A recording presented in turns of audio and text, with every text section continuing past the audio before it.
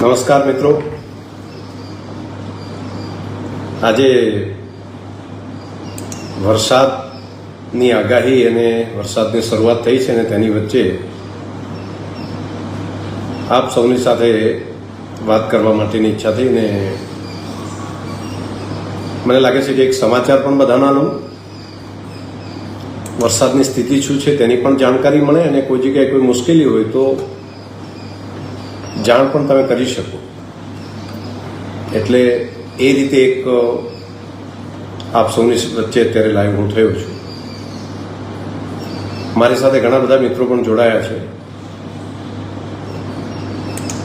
વરસાદ માટેની આગાહી જે છે એ પ્રમાણે બનાસકાંઠા અને ખાસ કરીને રાજસ્થાનનો જે બનાસકાંઠાને અડીને આવેલો પ્રદેશ અને ખાસ કરીને જાલોર વિસ્તાર, ત્યાં વધુ વરસાદ પડે તેવી હવામાન ખાતાની આગાહી અને લગભગ એ પ્રમાણે વરસાદ દેખાઈ પણ રહ્યો છે.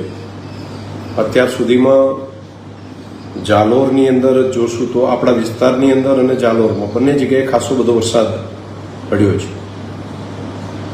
બનાસકાંઠા જિલ્લામાં સવારથી જ આપણે જોઈએ તો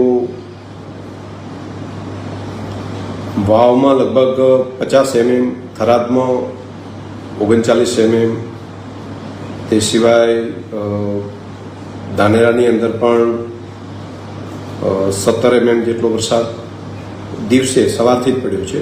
રાતના સમયે પણ વરસાદ ખાસો બધો પડ્યો હતો. 50 mm જેટલો અત્યારે દિવસમાં દિયોદર અને ત્યાં પણ છે. સુઈગામની અંદર પણ 72 mm જેટલો વરસાદ આજ દિવસમાં પડ્યો છે. એટલે ખાસો બધો વરસાદ આપણા ખાસ કરીને રાજસ્થાનને અડીને આવેલા જે વિસ્તારો છે ત્યાં છે.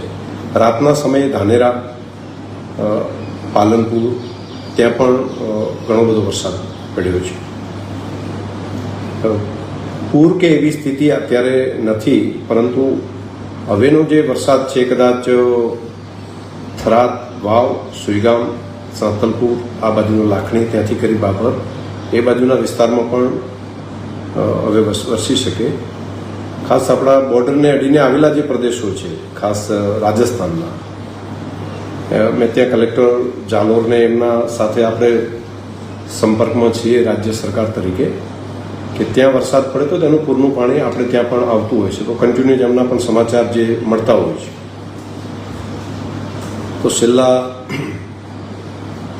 24 કલાકની અંદર જાલોરની અંદર 202 mm જેટલો વરસાદ થયો છે અને આહોરમાં 102, બિનમાલમાં પણ 50 mm જેટલો વરસાદ થયો છે. જસવંતપુરામાં 56 mm, રાણીવાડામાં 95 mm જેટલો વરસાદ થયો છે અને સાંચોરમાં 200 mm જેટલો. એટલે સાંચોરમાં અડીને જ આવેલો, થરાદને અડીને જ આવેલો વિસ્તાર છે, ત્યાં પણ ખાસો મોટો વરસાદ થયો છે. હજુ પણ વરસાદનું જે છે એ ખસીને અત્યારે પાકિસ્તાન બાજુ જાય એનું, પરંતુ પાછળના ભાગમાંથી વરસાદ આવવાની શક્યતાઓ દેખાય છે. તો આપણે થોડા સજાગ રહીએ, જાગૃત રહીએ. નદીનું પાણી જ્યાં સુધી સવાલ છે, અને કેટલાક મિત્રો કહે છે કે નદીમાં કેમ છે, તો નદીની અંદર રેલ નદીમાં પાણી ધાનેરા અને થોડું ઘણું રાજસ્થાનની આજુબાજુના વિસ્તારનું પાણી એ આવ્યું છે, ડુવાથી આગળ સુધી પહોંચ્યું છે.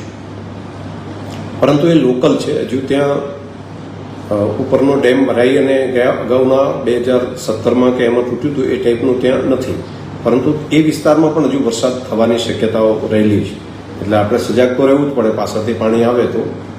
અને આ વખતે લગભગ 5 વખત જેટલું રેલ નદીમાં પાણી આવ્યું છે અને થરાદના વિસ્તાર સુધી આવીને થરાદના કેટલાક અડધા જેટલા ભાગમાં પહોંચીને ત્યાં એ પાણી સમાઈ ગયું છે. એટલે રિચાર્જનું કામ તો બહુ સારું થયું છે. લગભગ 5 વખત રેલ નદી આવી એવું હમણાંથી તો નજીકના સમયમાં આપણે ક્યાંય જોયું નથી.